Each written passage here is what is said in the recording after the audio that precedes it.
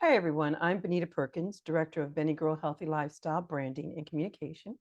Our company works with corporations, governments, other community organizations to underline a healthy lifestyle message, particularly to women of color, to deal with the health disparities that we've endured over the past, God knows how long. Um, I think the pandemic has the silver lining in that has been the opportunity to look at ways that we can have some control over our health through lifestyle behavior. And I know I've been in this industry for quite a while, so I understand exercise helps with illness. We talk about hypertension, we talk about diabetes and how helpful it is. But one of the things that really came through, I think, was its ability to impact our immunity.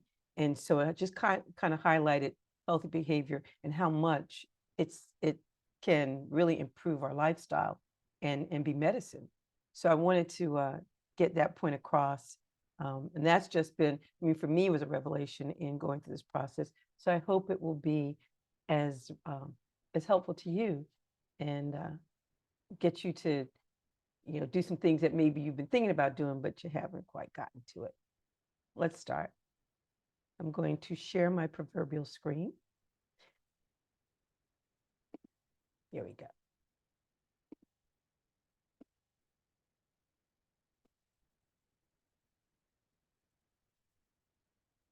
Okay. Hopefully we're all set here. And I just want to real quick go over, I do consulting with Durham County as an employee wellness programming consultant. And so this webinar is courtesy of Durham County. The compelling link between exercise and immunity. With COVID-19 still a threat, shoring up's one's immune system is very important. The CDC and other health experts are asking everyone to keep up with their vaccines to strengthen their ability to fight off COVID-19, the flu, chickenpox. There's lots of vaccines out there to keep us protected, especially those of us with weak immune systems.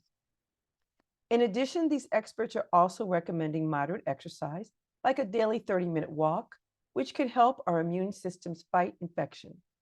This webinar looks at why exercise, which is in almost everyone's control, makes sense. Studies show that the immune system is very responsive to exercise, with the extent and duration reflecting the degree of physical stress imposed by the workload. Read how hard you're exercising. There is a sweet spot of exercise that provides almost indisputable evidence of its ability to protect the body.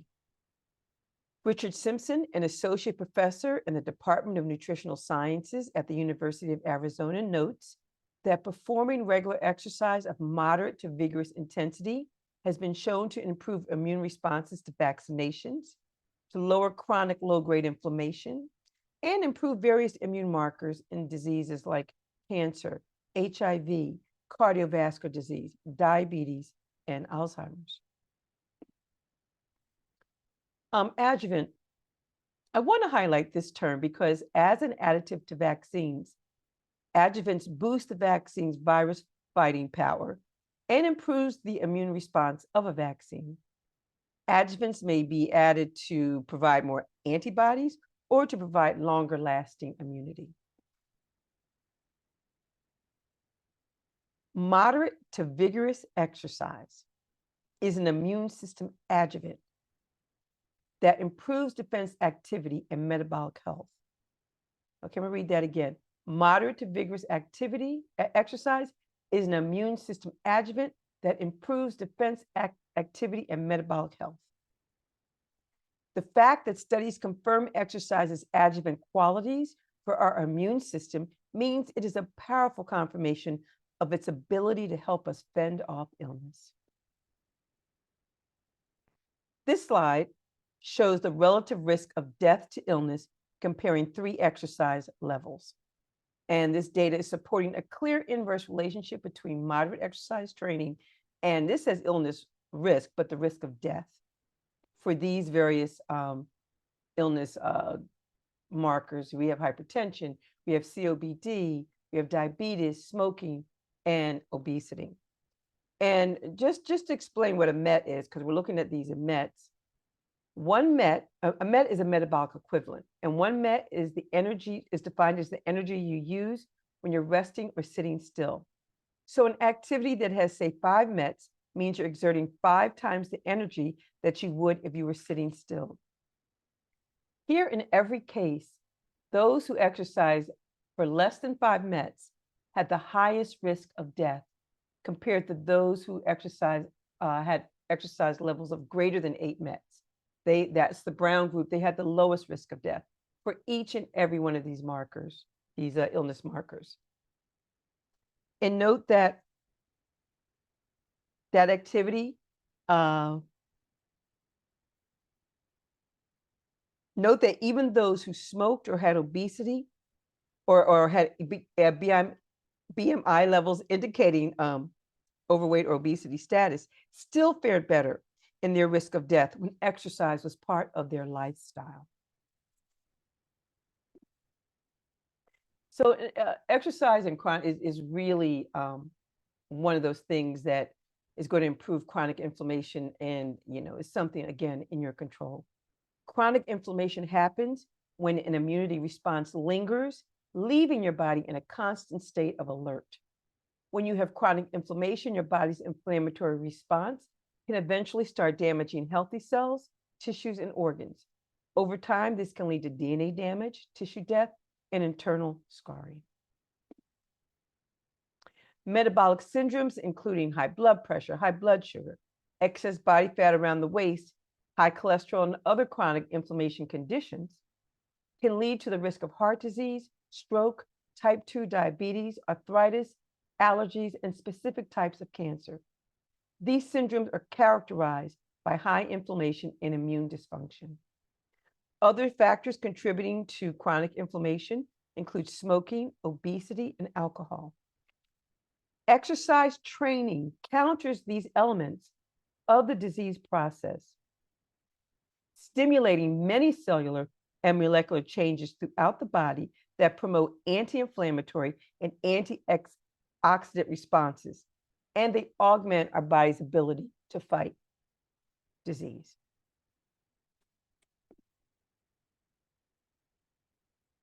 Exercise can also delay the onset of age-related dysfunction or aging, some of the issues that come with aging. So today's focus, this webinar is going to look at 3 areas of exercise immunology that have received the most attention from investigators and researchers. Here we have acute effects of exercise on the immune system, some clinical studies to look at, and lastly, the effect of exercise on immunosenses, or the gradual deterioration of the immune system brought on by natural age advancement or aging.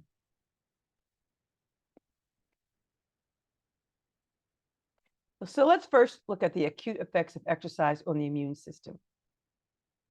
Acute exercise, which is defined as moderate to vigorous intensity exercise sessions at 60 to 90% of max heart rate for less than 60 minutes, is considered the sweet spot of exercise. That's the place you want to be, that moderate to vigorous intensity at 60 to 90% of max heart rate for maybe 60 minutes or less. Less is fine.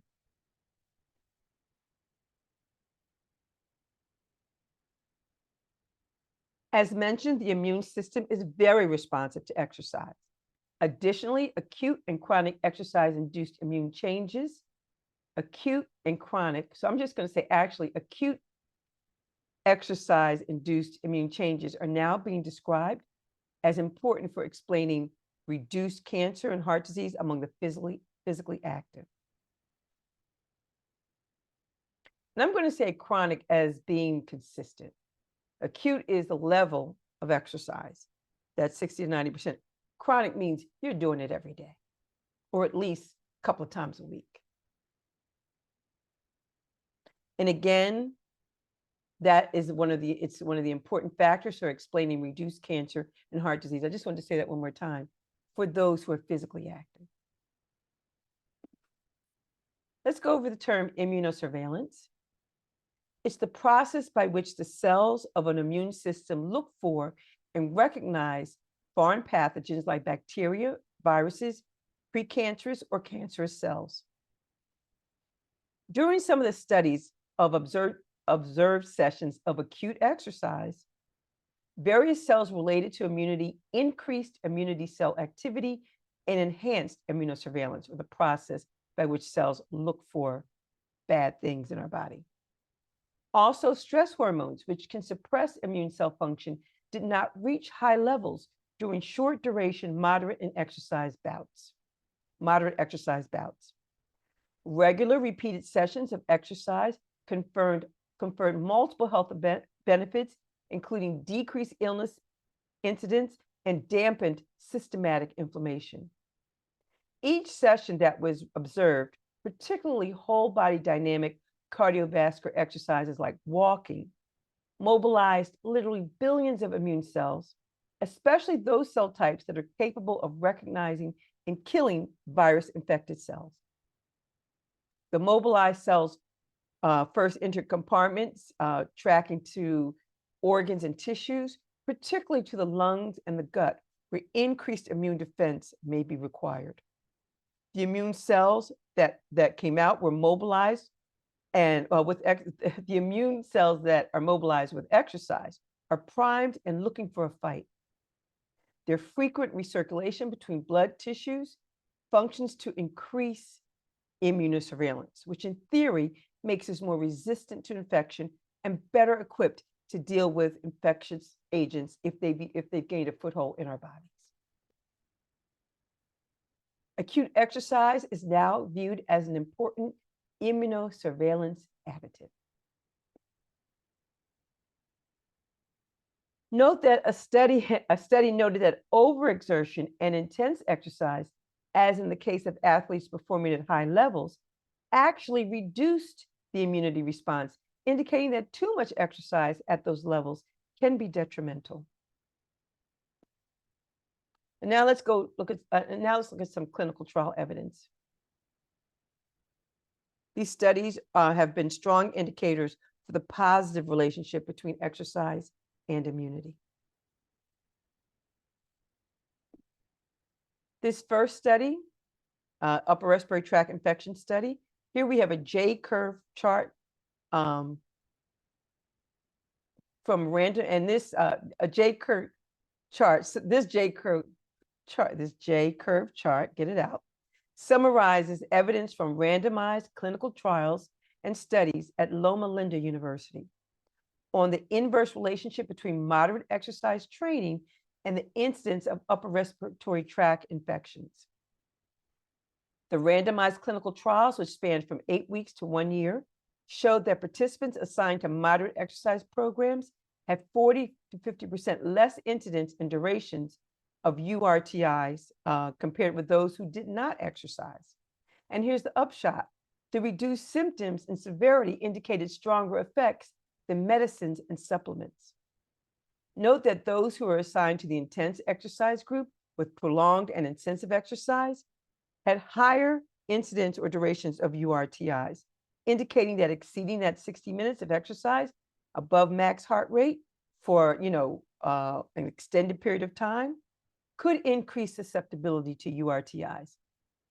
Other factors to consider in this study were sleep disruption, diet, stress, all those impact our immune system. But this study shows that there was a real relationship between exercise and the reduction in a virus.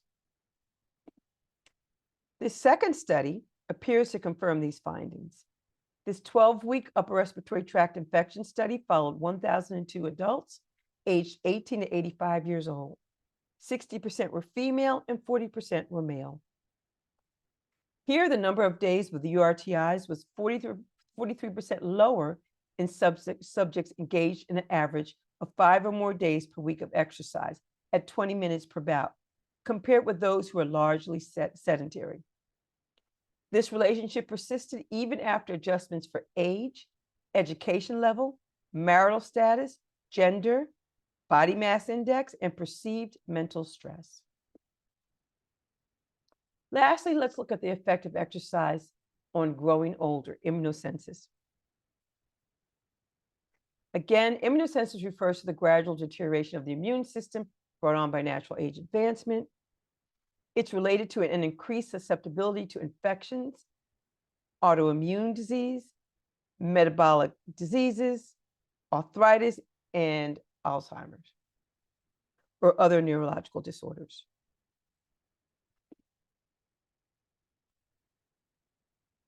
Several studies suggest that regular physical exercise is associated with decreased mortality and incident rates for flu and pneumonia in older adults.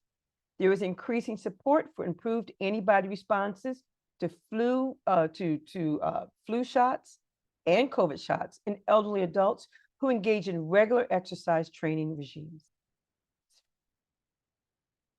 Regular exercise is capable of regulating the immune system and delaying the onset of immunosensus.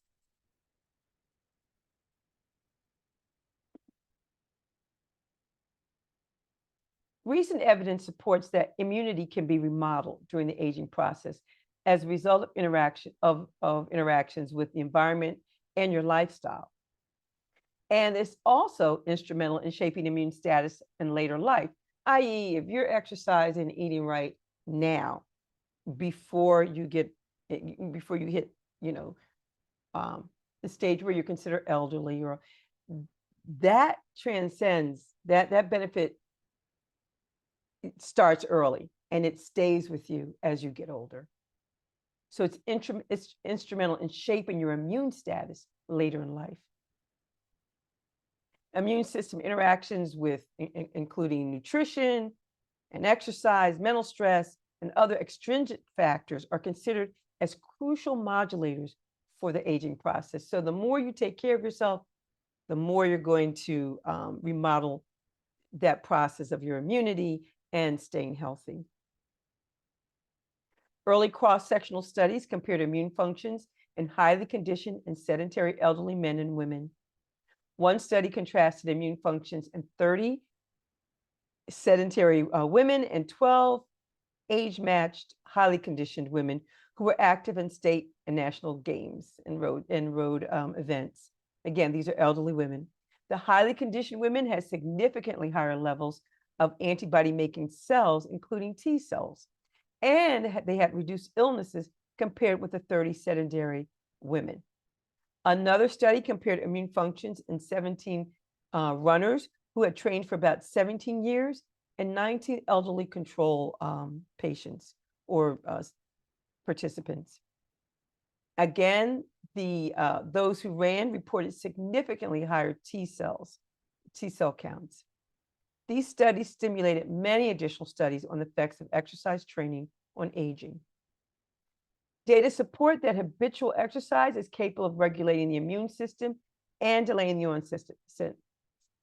onset of aging, and has been associated with the following: enhanced vaccination response. When you get your flu shot, when you get your COVID-19 shot, you're going to have a better vaccine, is going to be stronger for you. It's just going to have a better response in doing what it's supposed to do with exercise as part of your lifestyle.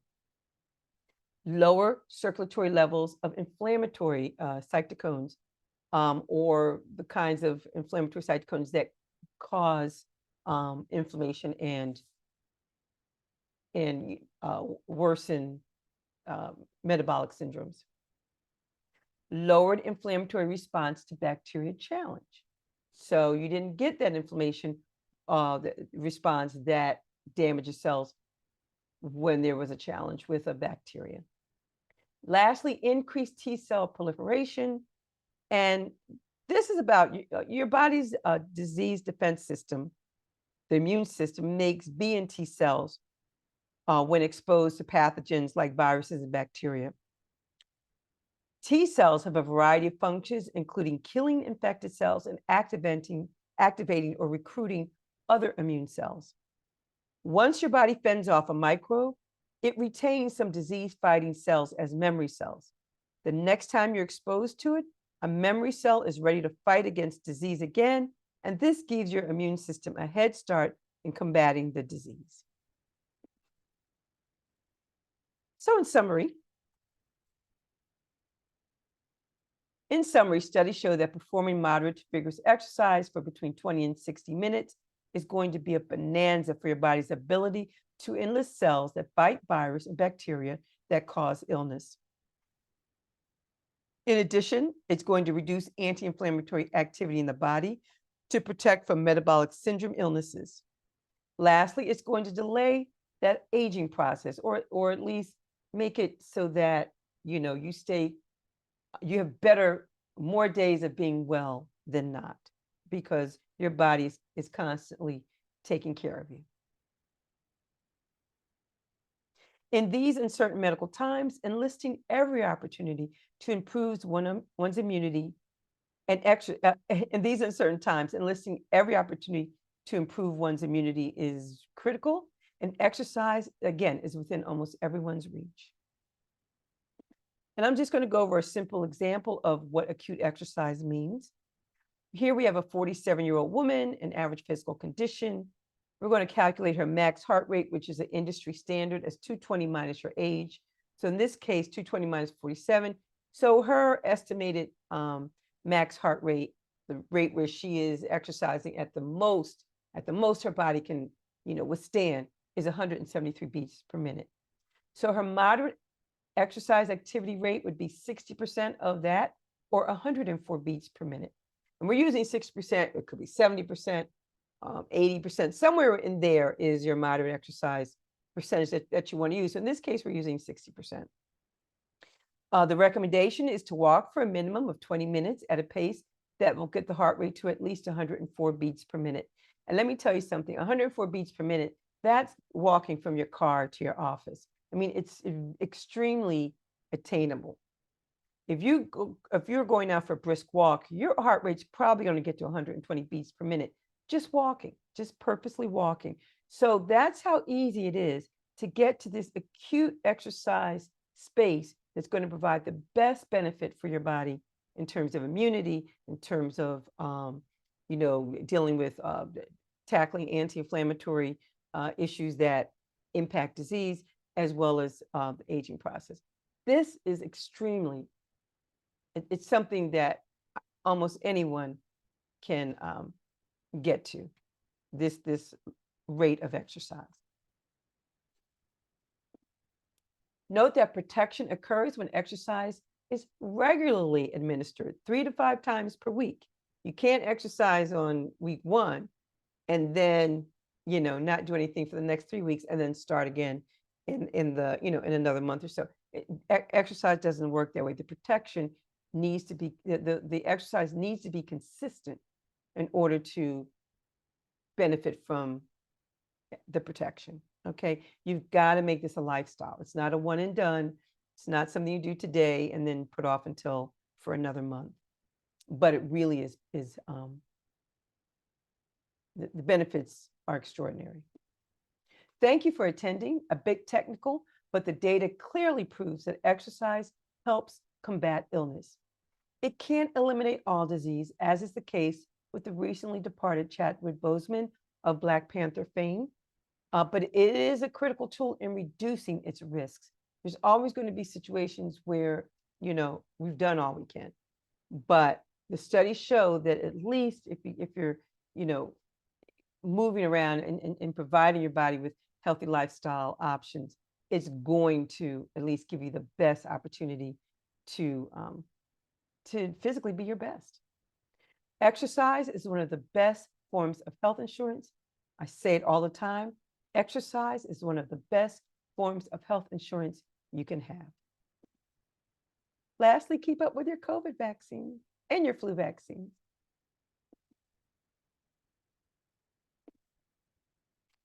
Thank you so much for participating. I hope you found this information helpful. I find it fascinating and really should be the motivation for just getting out and walking every day if you do nothing else. I look forward to seeing you at the next webinar. To reach out to me, you can go to Benita at bennygirl.com. If you've gotten to me through a third source, you're probably seeing that information. Our website, benita@bennygirl.com. My email, benita@bennygirl.com. Or you can go to our website, bennygirl.com or healthyheritagelifestyle.com. It takes you to the same place. Again, thank you so much and see you next time. Bye.